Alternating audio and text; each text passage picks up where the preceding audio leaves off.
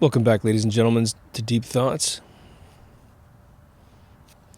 Today I thought we would review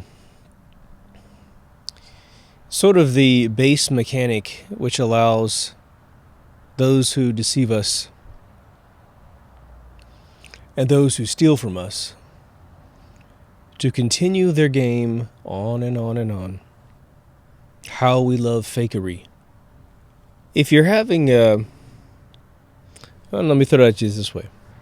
Let's say you want to understand why society accepts fakery. You simply have to look at the alternative. What is the alternative to fakery? Probably be something in the lines of honesty, right? It would be taking the world as it is. And maybe that is so boring for some people that they're kind of like, you got anything else? You got anything else? You got some drugs, right? And NASA and GPL go, oh yeah, sit back and relax, baby. Now, what we're going to tell you might be true and might be false. But in the end, it's going to be entertaining. It's guaranteed to have some fakery, but what do you care? You're trying to be entertained, right? All right. So now when I say how we love NASA fakery, some of you, most of you, loyalists and truthers, this is not your mantra. But this is sort of a rhetorical conversation of how enough people believe that we now are seeing missions that don't occur, but they say they occur. Rockets that blast off and don't really reach their destination, but we pay for it to reach the destination. And quite frankly, what if NASA said, you get deep into the bowels of the truth, the upper management that's willing to tell you the truth, and they say to you, you're claiming that you're paying to get a probe to Mars, and there could be nothing more far from the truth. If we were truly to get the technology developed to get to Mars or the moon or whatever, the bill would be 1,000,000 times higher. So you're not paying for that. So don't worry. Whatever, $100 million, $1 billion, or whatever it takes to launch something, it's just to get into low orbit, to do something completely different, potentially nefarious. I hate using that word nowadays. Nefarious in the truth movement is like the word ecstasy to a junior poem writer. Why do we watch science fiction movies? I can watch 2001 Space Odyssey at least once a year, and I can get into the storyline and really enjoy that, but I can also subtract the storyline and get into the beautiful depiction of the future technology that may or may not exist, right? Someone's got to resurrect Pan Am Airlines, but, the wheel in space and that beautiful, craft that went up to dock with it. I mean, it was so well conceived. It was ridiculous. The moon base, the HAL 9000 being a brilliant AI, the pod technology, the Odyssey's in there too, but of course, we like to see the culmination, I believe, of human minds that get together to do our very best, our science fiction best, right? Science fiction, for the folks that don't read it, it is the scientifically accurate version of the story. Sci-fi, science fantasy, is where you get your Star Wars, where it doesn't really matter what's propelling the Millennium Falcon or how the Death Star is put together, right?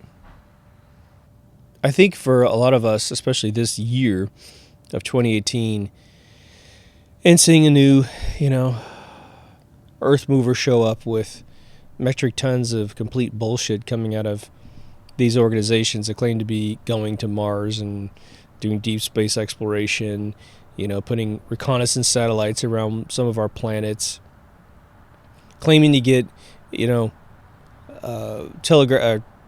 telemetry and data from the Voyager satellites, which were launched in the 70s. I mean, at some point, it just starts to stink to high heaven.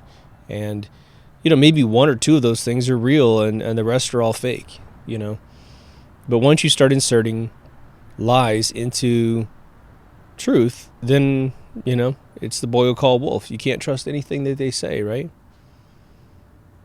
Because if you do, you could lose everything. Let me ask you guys this.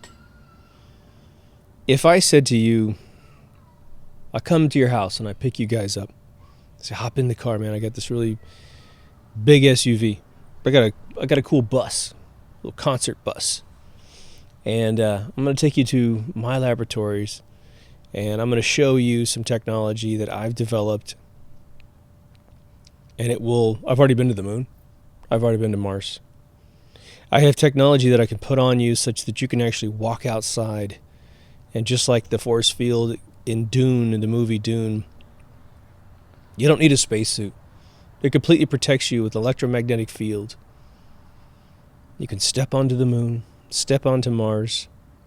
In fact, we can drive this spacecraft right through the sun. I can show you the interior blackness of the sun. Pretty cool, right? That is something that makes us excited. We have an addiction to patterns in this world, like you already know.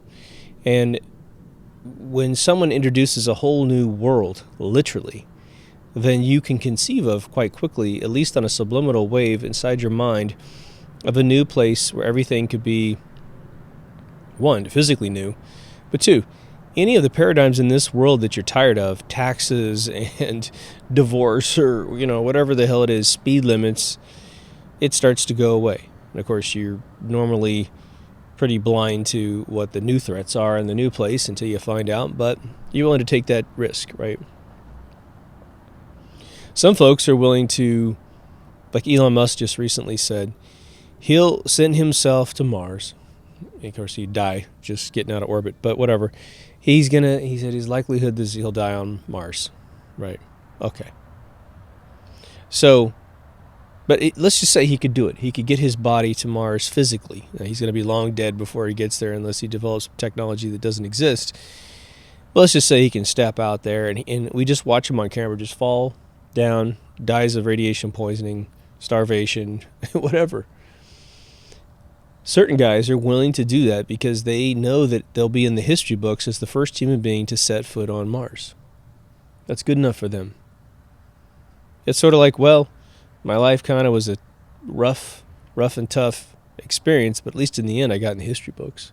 That's why a lot of serial killers do what they do, right? That's why we can't, I think, afford to glorify things that we don't want to repeat. We simply teach the archetype of what they did, and I almost think bury their name, so you'll never know the son of Sam. You just bury it. The guy's erased. Now, what he did isn't erased. That's taught, and hopefully we can get to some solutions in those areas. But space is so alluring, isn't it? One, again, if it exists, right? Now, for the sake of this conversation, I think that we should just go ahead with the basic, normal understanding of the universe, because it would get really esoteric if we don't. What I have discovered is that all of the brilliant people that I have studied, from medical professors to state-of-the-art electromagnetic cosmologists, or electrical cosmologists, right? Electrical universe folks, right? The world is terrified to hear new ideas. They really are. And it's so sad and so weird. Scientists, right? They'll hear that they're wrong, and they won't allow that information to be presented. We see all these pictures of space, supposedly, by NASA. And I mean the most basic high-altitude photograph, right? And I've been forgetting to mention, I think maybe I mentioned it in one episode, but We need to insert it into a purely NASA-based episode, which is there have been these kids who have put cameras on weather balloons and put them way up in the air, having the unit that goes up there transmit to the ground. And I think that, I want to say, I don't want to get this wrong, but it was definitely over 100,000 feet in the air on one particular occasion.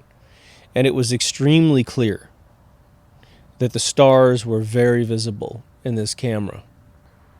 But when you see any launch from NASA, you never see any stars, right? Now, I can't remember, there was the guy in Utah that launched the rocket up in the air, and he was just doing a rocket experiment, but it was then inducted into the Flat Earth folks because they saw the moon off to the right when the moon's literally that day on the other side of the Earth, right? So it shouldn't be any way in scientific sense that you could see the moon. And the guy who built the rocket was like, what? Like, holy shit. Now, I never heard him follow up, but then some other guy was going to launch a rocket to prove it was flat or whatever, and it's like, come on, folks. You would have to develop a Saturn V-ish rocket to go straight up without any curvature in order to even remotely get to that capability, but whatever. So my reason for mentioning this is that we have seen stars in amateur high-altitude photography. And then there are, the ones where the people advertise. They'll take a Big Mac and put it on something, right, and they ship it up in the sky. And I don't believe I've seen stars in those shots. The ISS has no stars. None of the photographs of the moon have any stars. Michael Collins says he didn't see any stars when he got back and did the press release. And then when he wrote a book, according to Bart Sibrel, because I haven't read the book, he said he saw incredible fields of stars. Because it's almost like he thought it through and was like, well, of course we would have seen stars. Now, maybe you wouldn't. I don't know.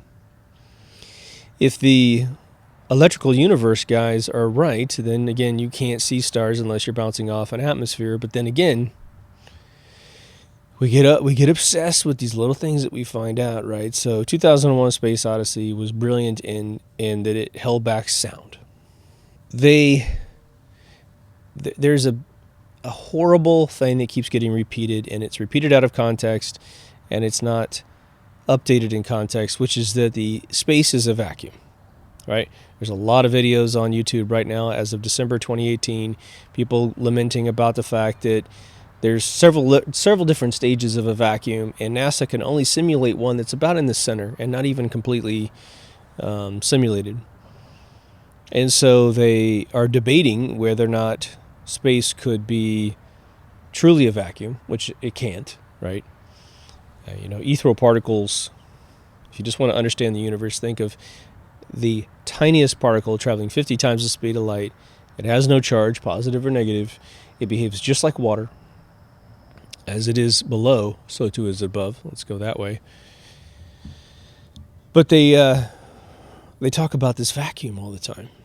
Okay, well, we know that there's a radiation coming off of the sun that hits us and warms us in the summertime.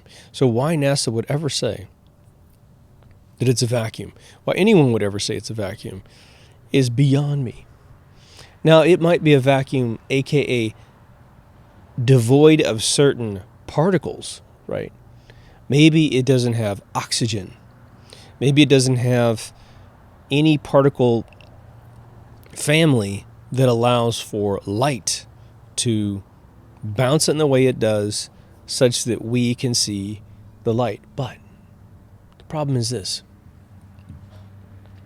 There are too many atmospheres that exist for an astronaut in a suit in space. And again, we don't hear this thing that astronauts say they can see stars, but when they take a picture, they can't see them because the camera has a different situation. Right? The camera, I believe, has its own little atmosphere as well. But what is it? Inside the helmet of the astronaut is an atmosphere because they can breathe. Right? So you have oxygenated air that would perform the same function as the oxygenated atmosphere here on Earth, right? So that's one atmosphere. Your second atmosphere, not made of oxygen, but made of definitely refracting properties, is the lens and the liquids inside your eyeball. How do we see things? We see things because this verbal reaction, which is a photon, right? It is a transverse wave that is coming at you. Now, some electrical universe folks want to say it's a longitudinal wave so that it's actually instantaneous. So we don't have a lot of folks contest that there is no time delay between a star exploding in space and us seeing it, right? If you hear Christmas music, it's my neighbor enjoying Christmas with the kitchen door open. It's pretty awesome. So I think that at a minimum, when you see stars, it's going to hit the shield, go through, hit the atmosphere that you're breathing, and then hit your eyeball, and then go through and press on your cone. Because this verbal reaction, this thing that's coming at you, I don't know that it can stop. It's carried by the substrate of the universe, which in my opinion is ether. You may not think ether exists. You might believe the couple bogus experiments to get rid of it a long time ago to make sure that JP Morgan could charge us for a unit of electricity. But then you have to explain how you can see what you believe to be Orion's belt, billions of light years away, coming to your eyeball here on Earth. There's something out there that's carrying the wave of light, carrying that reaction, right? It's like a big fat kid jumping in a pool. Boom, here comes the big splash at your eyeballs. And if you're telling me that it's a vacuum between his body and your dry body sitting on a beach blanket or whatever, then the splash will never hit you, right? And why go over all this stuff? I think the reason is that we have to understand how much we are looking the other way to allow the fakery to be true in our minds, right? Well, everyone likes to go see a magic show, typically, right? Unless you're a grumpy bastard that night. If it's a good magician. Some Ricky Jay kind of guy. My writing teacher, Robert McKee, he opens up every single class, at least the core class, with a dialogue regarding the fact that man needs fictional stories to perpetuate and sustain humanity. All right, we need to be able to see it in a fictional way such that we have the concept to attempt it in the first place. Again, that old movie I referenced in my last moon mission where they, built the bullet and it shoots up and hits the moon in the eyeball, that is the concept being introduced into the minds of man such that we would attempt to build it, right? Other folks had thought up multi-stage rockets in the 1800s, right? Understanding that it's going to take a motor and a motor and a motor. I don't know if they had any concept of, the atmosphere getting thinner and thinner. Let me touch on a point where I made a loose reference to it, and I want to make sure that as you engage in these conversations regarding moon travel, Mars travel, hitting these foreign bodies in space, that you take this into account. One, the slingshot theory of, that's submitted by NASA, that somehow just being in orbit around the Earth gives one this sort of infinite rubber band experience, right, where it goes around and around and then shoots out, has been utterly decimated by several scientists, okay? And some of our listeners pointed me at more research, which just makes it a laughable assertion, right? Okay. Now, the moon is a big object, and so you might be able to conceive that getting in orbit around it, having launched from Earth, it's not so tough. It's a big thing. Plus, the moon missions, aka the Apollo missions, had human beings inside crafts, and so they could actually just visually look at the place and say, more thrust, more thrust. But according to the basic orbital assertions of NASA in general, the altitude that you have to be at to get into perfect orbit around any body in space is so absolutely precise that a human being can't eyeball that. It has to be controlled by a computer. Well, the computer would have to be able to know at all times how far away you are from this big giant ball in space that you want to be a part of, right, in an orbital sense. Now take Mars and think about this notion that, one, you're going to have to first buy the slingshot theory to get out of orbit of Earth, which is the first level of complete absurdity. Secondly, you're going to have to go towards this red dot in space. There's no human beings on board.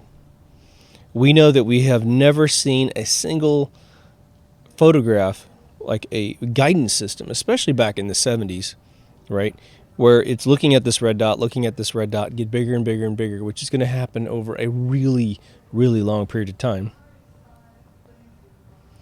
And then eventually gets into orbit, then reduces its orbit, then parachutes down. I mean, the level of absolute absurdity and complexity, it's like to say that in order to win the lottery, you go at the national lotto, which is the mega ball thing, right?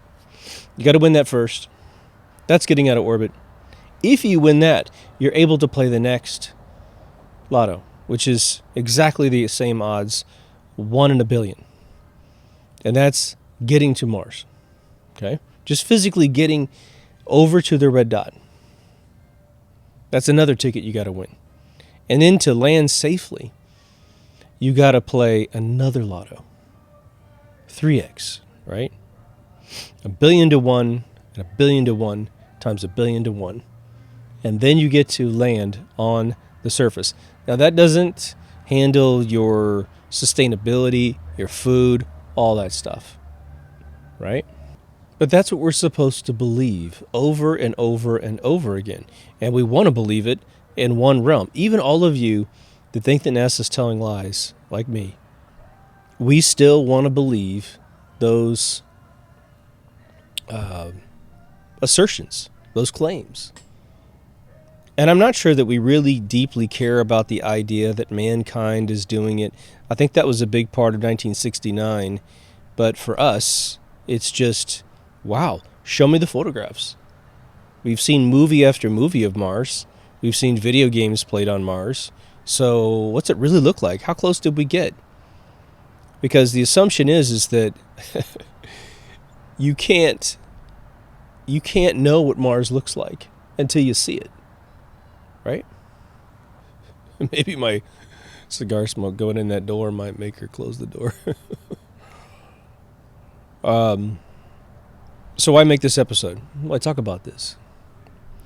Well, part of it's so that we understand why when we sit across the table from someone who is sort of in that early stage where they're scared of the truth. They really are. They're just absolutely scared of the truth. They're the lion without the courage.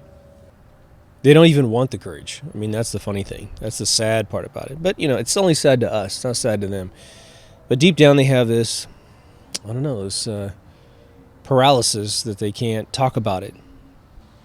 It'll help us understand them. I think it's also valuable.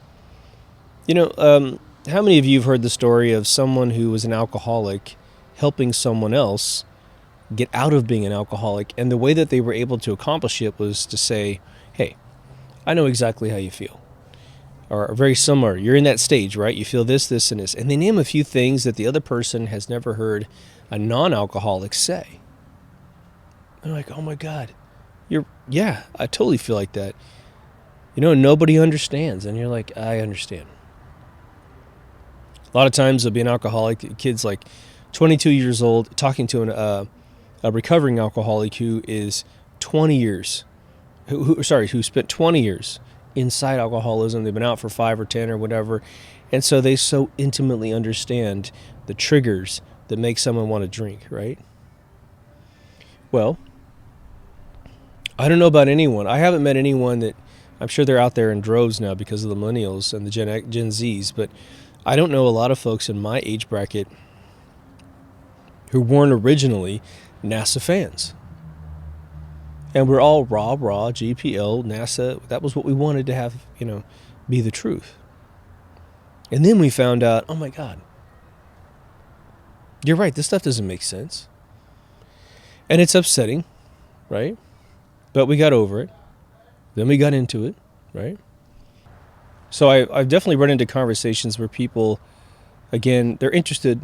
And again, I don't push this stuff on anyone. If they want to know, they want to know. And once they open up that can of worms, then we go into it, right? The question is, how do we undo ourselves from the fakery? Is it enough to tell another person, hey, I understand that you want this stuff to be real, right? Maybe. But now here's the other weird question. And I think there's an answer for us, of course, and we've had the answer for a really long time. But does it matter that this is happening? That people are lying and that we are robbing the country of tens of millions of dollars a day? 60. I always say 60. That was a number that was about, 4 years ago. I wouldn't be surprised if it's, 100. But now maybe one of these things, I don't know. I don't buy it personally, but maybe someone thinks that it's, let's engage in fakery until we get it right. Fake it till you make it. That whole thing. Is that the best way to spend money? Is it? If we came out and said, hey, America, we need a bunch of you kids to get into science. Literally, we've got numbers. We need 100,000 kids in the United States of America, and we're willing to subsidize your income, your education, but you're going to have to prove your aptitude up to a point. Okay? We need aerospace mathematicians. We need 100,000 kids to study rocketry. We need 50,000 kids to study environmental systems. You get where I'm going, right? 100,000 there, 200,000 there, 50,000 there, 5,000 there, whatever it is. We need this many kids to push into all these technologies. Boy, girl, whatever, right? Such that when we need to form this space agency to conquer the problem that is space travel, to insulate the human species against being extinct by some rock from space, right? Maybe it's more fundamental than that. Maybe we need to figure out what space is, if space exists. Maybe we need to figure out what these stars are that when we film them with zoom cameras, they look like phosphorus light bulbs, right? We need to figure out all of this stuff first. But since it takes, 10 to 20 years to incubate up a whole generation of kids. Now, again, if we started today, 2018, I think in 5 years, we could grab a bunch of kids who are in high school right now, which in America is the last 3 years of your schooling before you go to college. I don't know what other countries call it. Maybe you guys can chime in and let me know what your country calls it if it's different. It'd be kind of a neat little trivia piece. But think about it. You got a sophomore, junior, or senior, and they're showing major aptitude in mathematics. But, here they are looking at their amazing math capabilities, and all they're thinking about is, Jesus, do I go get a PhD in math in a particular discipline such that I can go and teach it for the rest of my life? And we come in and we say, no. We're going to give you physical world models that you can use this. Those that are chemists can come in and what's awesome about chemistry is that it either works or it doesn't work. So the science has to be correct. That's the cool thing about chemistry. And so, hey, we need chemists to come in and work on new forms of metallurgy. We've got to work on chemists to make better rocket fuel, better food supplies, that paste that's in the matrix. Well, let's make it taste like whatever these folks want to make it taste like. Let's give it some consistency. It just has to be nutritious and pleasant on the palate so these people don't feel like they're eating dirt the whole time that they're out in space. We need doctors to study the issue of losing bone density if you don't have gravity. We need a whole group of people to study electromagnetism to the degree that we can manipulate the fields of the universe, to manipulate force, right? Now, someone posted, it was Dave.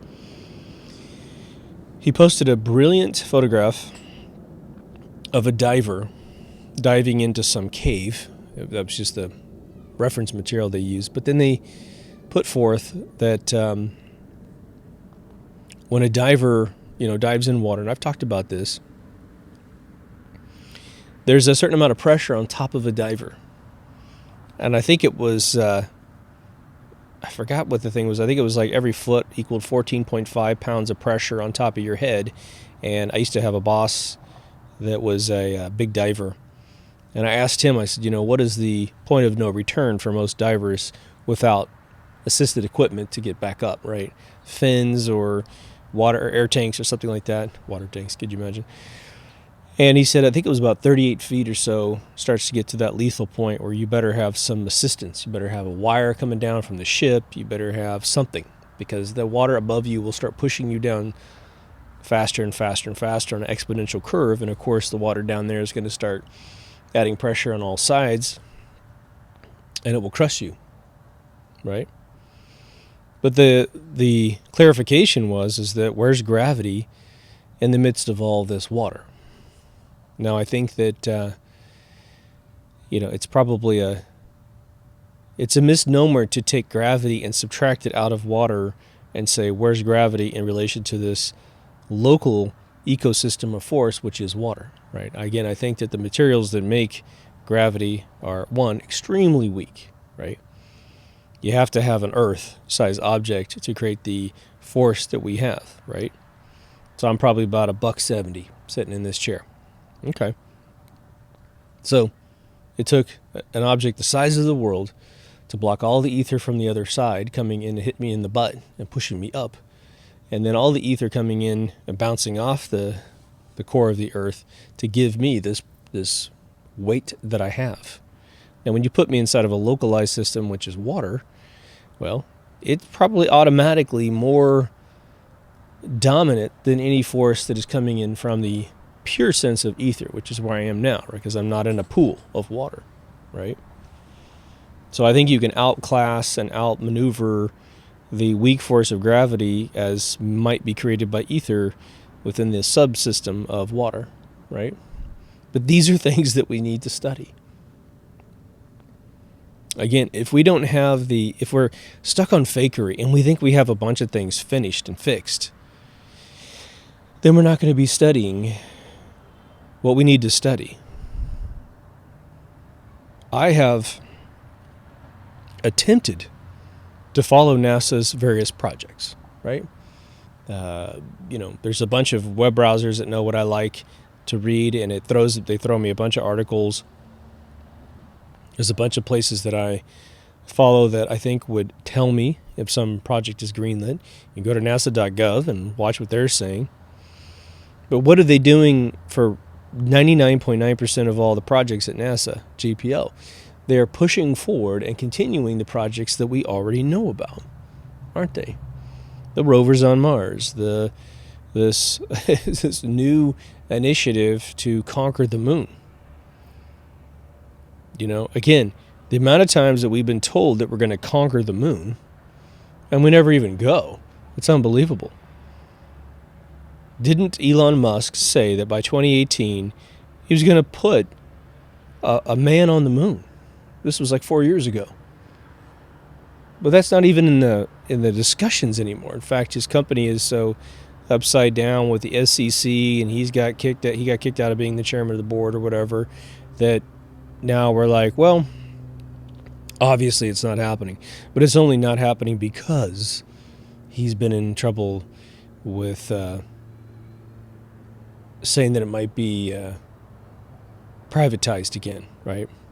Oh, the Goodyear blimp's flying over right now. Pretty funny. But how is it that we have now had space movie after space movie? And I mean, really, if you go back to, you guys are going to be better than me because there's been books written by H.G. Wells, by other authors that are unknown in the 1800s, and even before that, where they talk about spacecraft that's going to travel into space. And when they show the occupants of these crafts, they show them standing on the floor, not floating around, not strapped down because there's weightlessness. Okay, so you might write off all the books that are over 150 years old because they simply didn't know about weightlessness. All right, okay. Well, the last 70 years, we have absolutely known that in space you're going to have a gravity problem. So why is it that NASA has never greenlit in my lifetime a artificial gravity initiative to figure out how to do it? Right? We know that we're strung out on petroleum. Even though a lot of us think that the peak oil is a bunch of crap, that oil is a byproduct of the earth and all that stuff. We're not saying in the next breath oil should be continued as the primary source of fuel in this world, for cars, for jets, anything that's using an octane fuel. Well, I don't think that. I think there should be a zero-point energy system. Energy should be free. If the universe is providing it for free, why can't I get it for free? And obviously, there's population expansion issues with the availability of energy that has been utterly proven. As soon as oil became available, and in the 1820s or so, 1830s, when the Rockefellers, say Payseurs / Rothschild industry, as energy became available, so did the population expand. So we got to be a little careful. One-to-one correlations are one, I think, easier to address. Here comes a blimp right at my face. This is really trippy. The Goodyear blimp. It's going to drift, I think, a little bit to my left. So it won't be exactly over my house, but it's right there. It's making this sort of plane noise. That's a quick visit to the coast. But why is it that when we say life imitates art, right? That's the cornerstone of fakery and loving fakery. Well, I'm going to suggest that we are several generations behind. If a generation is every 10 to 25 years, let's say. In America, it's usually 10 years. Right, because everything has to renew. Just has to. Marketing departments tell us so. Why haven't we gone after these initiatives? That's a Goodyear blimp. It's a big one, too. It's two different sized blimps. One's a really teeny one and one's a pretty long one. That's the big one. Now, someone might say, okay, zero-point energy system, we understand why they don't go after that one because that'll shut down all the power companies. Electrical goes away, gas goes away, oil goes away. Nuclear fission plants go away. That's 4 gigantic industries that just disappear off the face of the planet, right? All right. But what would a artificial gravity system displace? I don't think it would displace much. And again, we might be talking about a technology that requires, at least its inception, a ridiculous amount of power to displace gravity waves such that you can be pulled down to something, right? Pulled in a particular direction because of the void that it creates, the negative pressure it might create. Again, if you obstruct ethereal particles in my model, you are going to create gravity on the other side of that object. In fact, on all sides of that object, because you're going to all of a sudden not have an equal force pushing from that area. You got a barrier. So as long as you can create a barrier where no ethereal particles can come up from the floor and jack you up into the air, you're going to be pulled down to it. Right? Now, there are innovations in propulsion systems. Even the Pentagon has sort of said, okay, well, our really high reconnaissance Project Aurora aircraft, they use turbines to get up there. And then once they get up there, they start cruising with some electromagnetic properties up there. Well, cool. Why we're not using that in standard aviation? Maybe it's because it's too costly. Maybe you have to be up at 80,000 feet and the radiation up there is crazy and the danger is crazy up there. And so We don't have the technology refined enough to actually pull that off. There's a great video out there that someone did, and it's not new anymore, but they interview ISS astronauts about the dangers and the process of doing spacewalks. And there's that brunette woman who's very famous on the space station. I always forget her name. And she is just kind of taking us through a tour of the ISS, and she shows us two spacesuits. And she says, sometimes things go bad and we got to get outside and fix things. And here's the two systems, two suits that we use. And she kind of uncovers it and shows it to you. And it's kind of this goofy, hey, if we got to do a spacewalk, it's no issue. And then they show you a modern U-2 SR-71 pilot prepping to fly in, I don't know, 80 to 100,000 feet. And this guy is sitting inside of a room, really serious. And he is getting into a pressurized spacesuit. And he's got a little briefcase off to the side, and he's got tubes coming in to pressurize his suit. But you can see it on his face. This dude is like, I might die. This is what I do. I'm going to get up in this plane. If there's any anomalies up there, I could die. And so they interviewed another pilot sitting in the cockpit of one of these planes, and they said, what are the issues? And he goes, well, you can never get comfortable in one of these planes, meaning relax yourself and think that things are going to be automated and you're going to be okay. Why? Because the atmosphere changes and they could be in dire straits in a split second. So, again, we have issues that we overlook constantly that I think that, I get a lot of good comments on the Mars mission episode, which is just butchered for facts, right? You must see it in YouTube, turn annotations on to have the corrections that you need to read on there. So I apologize for that. Again, I wish YouTube would allow me to swap out a video and backdate it so it could erase all the comments and stuff so we don't have people commenting on the wrong video. But unfortunately, they can't do that. But think about the variable thickness of the atmosphere on any one particular day. Here's a rocket taking off in low atmosphere, so you're talking about very dense atmosphere.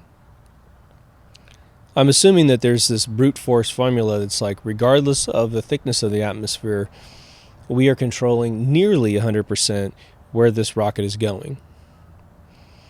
And then you're going to run into, according to NASA, the upper atmospheres, which have very low density of particles, however, very hot particles. And of course, those that study the third rule of thermodynamics, is that what it is? Where hot things attract to cold things. Essentially would be the path of least resistance. If you need to understand that, think about a crowd filing out of a stadium, right? You have an excited bunch of people inside, all jittery and shaking and trying to get the hell out of a place, right? Someone yells fire in the theater. Well, outside there's a bunch of space, like empty space for them to file into. And so they easily pop out into the parking lot, pop out into the front of the theater, because there's room. It's path of least resistance, right? Well, that's exactly what's going on there.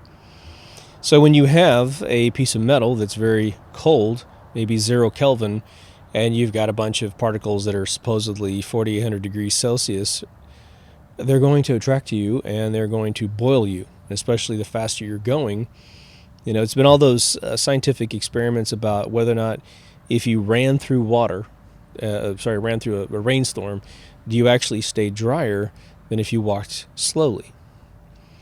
And the science comes back. You typically do stay a little drier if you run, but you have to have the car door open before you get there to really make it worth your while. Because it's once you stop at your car door and you start getting pummeled, you lose the average of staying dry. Sure, if you walk really, really slow to your car, you're going to be more drenched than if you ran to your car. It's a common thing, we all know. But you have these rockets supposed to go in these amazing speeds.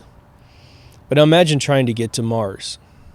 You're in low orbit, and then you try to do this slingshot thing, which I don't think makes any sense at all. bunch of scientists think doesn't make any sense at all. And you're headed towards this red dot in space. Well, we're willing to suspend our logical minds because we want it to reach Mars. Again, if you were off a fraction of a degree, there would have to be a correction in the vehicle to correct for that fraction of a degree, because by the time you travel 10 million miles, that's not going to get you to Mars, but just 10 million miles, but you're off 0.00001 degree, you're no longer going to hit Mars. You won't. And again, let's remember that Mars is traveling at its unique speed, which is much faster than Earth's orbital speed. And so in order to get a orbit going around an object, you got to be going way faster than its natural orbit around the sun. And I don't believe you can juice up the velocity of a ship, and I don't think you can get in some slingshot, because you're going to sling. I mean, you probably would get a nice sling one time, and then you're going to be hurling out in space. Just like the Voyager, who had a fairly decent theory that it was going to sling off of every one of the planets. It's just going to sling, sling, sling. But because it has so much forward momentum to leave the solar system, it's not going to go in an orbit, right? But why don't they take us through the mathematics of this? Why don't they take us through the actual meticulous science of this? Hey, maybe 98% of the world can't understand any of it, but there's 2% that can. And 2% of 7.8 billion people is a ton of people, right? That's millions of people that could understand the basic science of how they get to these foreign bodies in space. Well, NASA's always creating little videos, and JPL creates little videos, and they give us this dumbed down, broad stroke interpretation of the science. It's like that statement of, and then magic happens, sort of thing, right? Okay, so let's reverse this scenario here before we close. We get our way. We get our way 100%. Donald Trump and the generals of the military in creating Space Force finally decide that the liability of continuing to perpetuate the fiction of NASA, the fiction of JPL, is going to just simply perpetuate to a problem that's going to be so immense that it might threaten the national security and the sovereignty of our country of America. We will look like the biggest liars on planet Earth, and someone makes the logical decision at some point, we're not going to continue this anymore. So we bite the bullet. Press release around the world. Shocking press release. We've never been to the moon. We've only been in low orbit. Hell, maybe we haven't been in low orbit. Maybe everything has been a huge lie. The ISS studio gets raided by truthers or military, and they show the blue screens and the blue grid screens for augmented reality stuff. It's all exposed. Sort of makes the hairs on the back of your neck stand up, doesn't it? Okay. Now, what I said earlier starts to occur. There is a world announcement that the United States of America is going to double down and triple down on space travel, on all the technology necessary. They do recruit hundreds of thousands, if not millions of students in the United States of America, supercharging the educational system. Books that have never been released to colleges and high schools and junior highs are finally released. Hell, grade schools get them.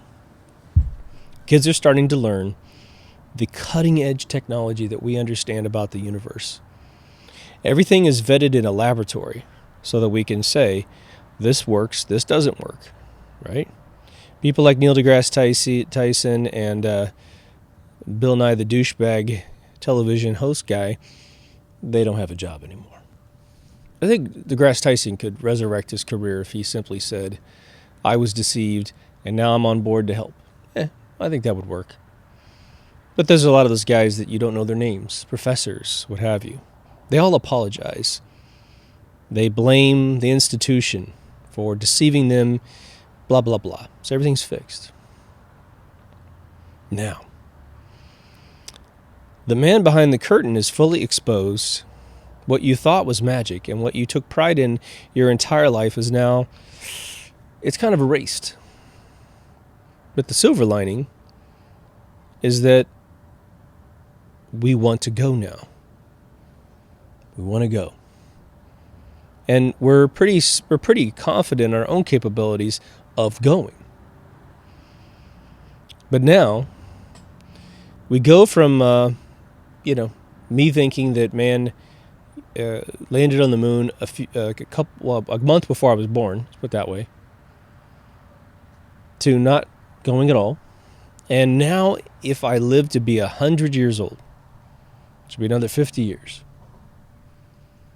and some change, maybe I see someone step on the moon. Or maybe it's a girl steps on the moon first. How about that one, huh? There's secret tech, Area 51. I'm not convinced that we've dissected a UFO. Not sure. But let's say there's a bunch of tech that, again, like I said in Replacing NASA episode, just before Trump announced Space Force, which I still think is just wild serendipity. There is black box technology, like I suggested in that episode.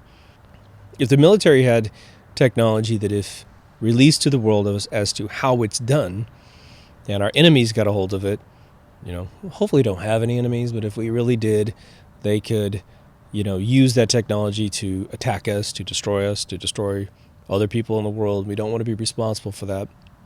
So again, let's just say the scientists come up with one part of the equation.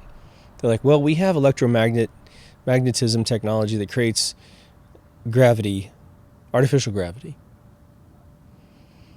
But we don't have a propulsion system that can lift us into space. We don't have a system that can protect us against the Van Allen belts, if they exist, or ambient radiation from the sun, let alone a coronal mass ejection from the sun.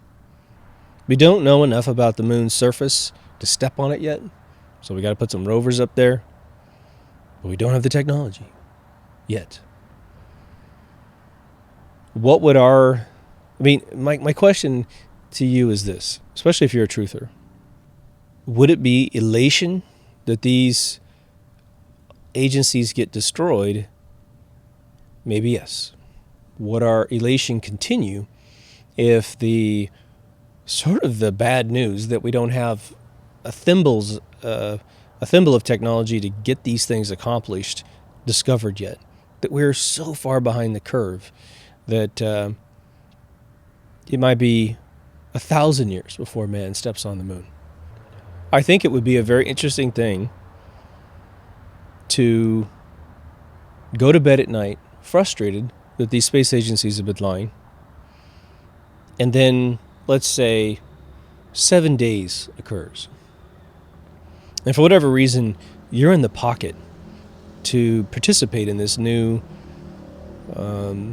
programs. You're young, you're really smart, or nothing else, you're just going to be a really good observer, and whatever, you have a really good bird's eye. Maybe your kid's super smart, so you're going to watch this from your kid's perspective. Or you work for the agency, and you're going to be, in the conference rooms as we start to look at this. And the very next time you go to bed, I'm going to give it 7 days. Giving you 7 days to really contemplate what's going on. You realize that in your lifetime, you're never going to see these accomplishments happen. Now, I think most of us have no problem with that at all. We're going to sleep okay. Is it a bummer? Yeah, sure. But, there's a ton of myths we're told as children. What happens when your tooth falls out? What happens at the winter solstice once a year? Magical men that help us go to sleep with sand they have in some little pouch. Someone asked a brilliant question on YouTube. And they said, I think about aliens coming to our planet, or at least existing in the universe. And this person did a brilliant job of just saying, you've all heard the theory that we try to calculate how much more advanced a particular culture could be in the universe, essentially counting for, if you take the Big Bang, which is obviously a bunch of bullshit, but at some point an alien life force becomes sentient, starts developing technology, and then they might be 1,000,000 years ahead of us. And for some crazy reason, they didn't hate each other. Maybe they didn't have any different biological races. And so they didn't have blacks against whites or whatever. There's no history of this stupid racism that has caused so many wars. And for whatever reason, maybe their planet's smaller. And so when one person gained technology, they gained the technology. They worked together. Not necessarily a Borg, hive mind thing, but maybe even that's the case, right? But then they said, now I think about the fact that maybe they had an open mind the entire time. They didn't, put people in house prison for discovering something. They didn't worship false geniuses that stole everything from other people and then published it. Right? They forbid other people from patenting it, then they stole it, then they wrote papers on it, then they're considered a genius. Hopefully you're able to figure out who I'm talking about here and there. People like Tesla were celebrated. Instead of erasing the theory of ether, they kept it, and they nurtured it, and they moved it forward, and they discovered things, how to do things that no one else has discovered in the universe. And the big one that you're going to hear me harp on a little bit, I think, in season 4, and I do apologize for those people I offend by saying this. I think it was a female that was saying this, but I apologize if I have that wrong. But they said, what if they didn't have religion? A fictitious story about an imaginary person who never existed coming down and giving, again, authority to man, right? This whole idea that God came down on this planet in the form of a man and then gave away the key to another man who then ran the biggest millennium empire of child pedophilia, child sacrifice, all these horrible things, right? They didn't have that. They kept moving forward and progressing and progressing and progressing. They don't need 1,000,000 years, do they? Right? What if we dial back to 0 AD? But we subtract out of our history all of our racism, all of our religion. We might have a religion of how to behave as human beings. Here, read the book of How to Be Good. It's called The Good Book. How to Be Good. That's all it is. Yeah, it's got some allegory and stories that we use to teach young children who can't understand it otherwise. And then as you get older, there's a version of the Good Book that is just simply saying, all right, adult, you know how you don't want anybody to mess with you? That's why you don't mess with anyone else. It's common law. You get it? Okay, good. And you accept it, right? Oh, yeah, of course. No one's hurting me, so why should I start doing that for someone else? The level of mental illness goes away or never exists because we don't have parents abusing children. We don't ostracize people for being different. And so they never turn into sociopaths and psychopaths. And so they remain productive parts of society. We don't have any gender problems, right? Males and females can attract each other, find each other, procreate, fall in love, have children, protect other people's children from mishaps, not from predators, because those people don't exist, right? But your kid's playing in the street, you run out there, get your ass out of the street. You're going to get hit by a car. And here's why you're going to get hit by a car. And you got to look both ways, left, right, left. You feel me, right? This person was suggesting just a basic level of intelligence that I think we have access to today. What if that could go back and rewrite the history of mankind and get rid of all this confrontation? How many times have you had a goal in life and it was blocked by confrontation that has nothing to do with the goal? You were going to start a business, but then your wife lets you know that she's going to divorce you, or your husband's going to divorce you. Or they don't want to divorce you, but they're going to start cheating on you. They're going to spend all your money on some ridiculous thing that isn't part of your mutual goal system within the family. So you're sidetracked. You can't get your goal. You could, technically, but your mind can't think straight because you're thinking about this over here. It happens to all of us all the time. on little levels, on big levels. If you find yourself in a multi-year situation where you don't have any distractions and you're able to go for your goals, you're a very fortunate human being. Take advantage of it. Enjoy it. Help us get to the moon. I thought that was brilliant. You know, inside the NASA fakery paradigm, I think it is facilitated by several other fakery paradigms that came way before that. I have an episode in season 1, probably in the first 20 episodes, about your belief systems and how it's very important that you police your belief systems. I believe that we are raised on, well, I know that we're raised in America on tons of fictional characters that make being a young person just magical. Christmas time, there's a magical character.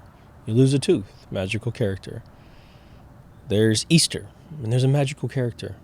And what's interesting is we invent bunny rabbits when it's actually sort of it's a Catholic, ritual. Kids don't want to hear the super duper religious version. They want to eat the chocolate ears off of a bunny. But it's fiction, fiction, fiction until you grow up to be an adult, and you're supposed to relinquish all of the fiction except for one. And that's the religion of the United States of America. And you know what it is. But you've been riding on the training wheels in your mind to accept fakery. And so you are primed to continue fakery in a bunch of other paradigms, right? And it goes up to the point of political affiliation, right? The fakery of the right and the left. The fakery that you're being represented by politicians that care about you. Now, maybe we have a change in America right now where that's changing. France, as of December 2018, is certainly trying to get back to real representation, real control over their lives. Because they're not stupid. They can see what could be, and they're fighting for it. And, I usually don't get into that kind of thing, but, it's not about a gas tax. It's about freedom from austerity. Can we get rid of the fakery of space programs and not get rid of the fakery of everything else in our lives? I don't know. Part of me thinks we can't. I think we have to get rid of all of it and have the courage to do so. If one gets angry at the notion that some of these things are being called fake, but you have believed your entire life that they are real, that's a tough one, isn't it? You got to reevaluate. Well, is it real? I mean, is it really real? Just because a bunch of people believe something doesn't make it real. The majority, at least 51% of the world, believe we went to the moon. At least in America, they do. Does that make it true?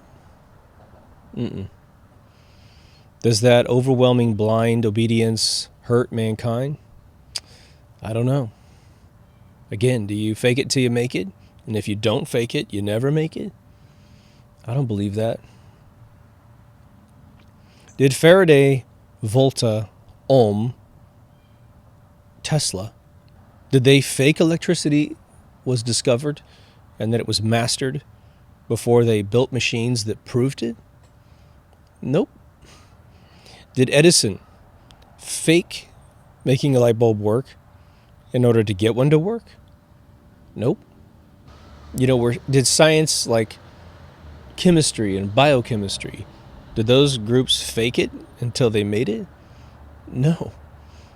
They did it. They figured it out. They did the hard work and they figured it out, which is why those areas of science are most likely 100% true by design.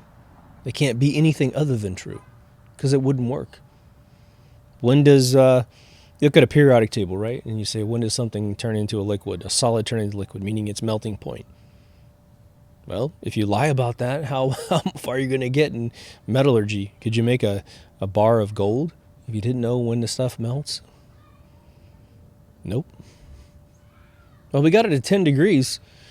I think it's going to, I'm going to fake that it melts at 10 degrees until it melts at 10 degrees. You're going to die before it happens. You feel me, right? We have a lot of growing up to do as a society, don't we? Now, I should put a footnote in before I close off here. If I tell you that a religion isn't true, a lot of people take that the wrong way and they say, well, I know God exists. Hey, I'm not denying any of that whatsoever. One does not equal the other by any stretch of the imagination. I'm pretty sure the moon exists. And just because man hasn't made it to the moon, and I tell you that that story of us making it to the moon isn't true, doesn't make the moon not exist. And it doesn't negate man's ability to figure out how to get there. Now, maybe all of our plans about being on the moon are horribly crushed when we find out that it's a soft surface that you can't even stand on. Maybe all the minerals that they say are on the moon aren't really there. And so all these ideas of mining, particular resources off the surface of the moon, they all flub because those minerals aren't there. Hey, maybe there's some other stuff that's there that's interesting. It's a hell of a thing being a grown-up, isn't it? It's a hell of a thing. But it's also powerful to realize that, well, you can engage reality at whatever level you want to engage it, right? I would say that if you look at all the fakery that we have accepted as human beings in 2018, you're looking at a giant redwood tree. I hate this analogy on one level because I love redwood trees, but we're going to go for this analogy anyway. In order to become completely lucid in this analogy, you're going to have to chop that tree down. You can't set it on fire because nothing's going to do it for you. You're going to have to do it for yourself. You're going to have to earn every single timber moment on that tree. And let's say it's as thick as a house. This is kind that you can drill a hole in and drive a semi through it, right? But all you have to knock it down is a hatchet and a sharpening rock, right? And so you know that all you can do is get up every single day and just make a chop, chop, a little V chop, boom, boom, boom, boom, boom, boom. And you're going to be chopping for years. You could even take a break for a year or 2 or 10 years and come back to it and chop a little bit more, chop a little bit more. But once it falls, in the paradigm in your mind, it is the summation of all of your fakery, of all the deceit that you've allowed to infect your mind. And it might hurt your heart a little bit. Damn, I really wish that some of these things were real. Is it better that the world is flat or round? Don't know. I think it is very powerful for man to have a frontier that is unknown. It has always driven us in the past, and I think that by being told certain things in science, especially pop science, that these frontiers don't exist anymore because someone did an equation in theoretical physics and they say this. Can't really prove it, but man, is it convincing. That algorithm on the blackboard is so massive that when it says E equals MC squared at the bottom and someone says, well, what does that really mean? And they say, well, I'll tell you one thing it means. You can't travel the speed of light. Oh, shit, really? Well, if it's round, it's heliocentric, and the universe is, infinite light years across or whatever, that means that man will never see another nook and cranny of this universe besides the one that's right in front of our face, unless we build gigantic ships and we can get near the speed of light, and then we travel for hundreds and hundreds of years towards a particular body in space, and then maybe it's not hospitable. That's a bummer, right? But if you chop all that down, then those limitations get reset. Maybe they're still true. Maybe it's not that algorithm that figures it out, but maybe it's something we figure out. So through some different manner. Maybe it's 100% true. I think you feel me. I think this exercise is good for the mind. We got a lot of growing up to do, don't we? Don't we look back on some eras of humanity and we go, look how primitive they were. And then, those of us who are more lucid, we go, geez, look how much more advanced we were. The pyramids. Seriously. Machu Picchu. Huge. We had some stuff figured out that we lost. Let me know what you think in the comments. Cross-reference things. You guys have made Just amazing comments. Again, I get like bursts of opportunity to go through your comments, and because I actually read them and try to follow them, if you give me a bunch of, I don't get this a lot, but if someone gives me like a video that's 4 hours long or something, I may never see the video because it's simply too long, and by the time I get a chance to see it, I got 2 others that are 30 minutes long, and I've just got to, manage my time. But I really try to get in there. So if I push like on your video, it means I've read it. Really read it. Anyway, if you haven't been to deepthoughtsradio.com, please go. There's 2 different formats. There's video and audio. So if you want to take it into your car, definitely grab a copy of the podcast. There's a locked Facebook group.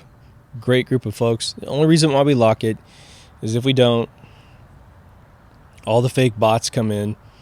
We probably have allowed, bots to come in to watch the page. But I tell you what, they don't pollute the page, which is good. There's a Patreon page for those who want to donate. Those who do, I personally thank you. Know that the Patreon page has sort of the backstage pass to the show. And so what that grants you is previews to almost all the shows prior to release. The only time that I release it almost automatically and don't give the Patreon group an opportunity to see it beforehand is if I'm running late and I do a double feature on like a Sunday. And the reason why I do double features is that I have an episode that I think that will appeal to more of the hardcore listeners, and then I have an episode that I think will appeal to the newcomers, And so this is an episode aimed at the newcomers. It is definitely near and dear to my heart. I can't make any episodes that I don't feel very passionate about. So no, I'm not trying to ever create filler. In fact, I think the ones that I'm more passionate about are being observed as filler, like my more cerebral stuff. So anyhow, take care of yourself and someone else, and I'll see you in the next Deep Thoughts. Over now.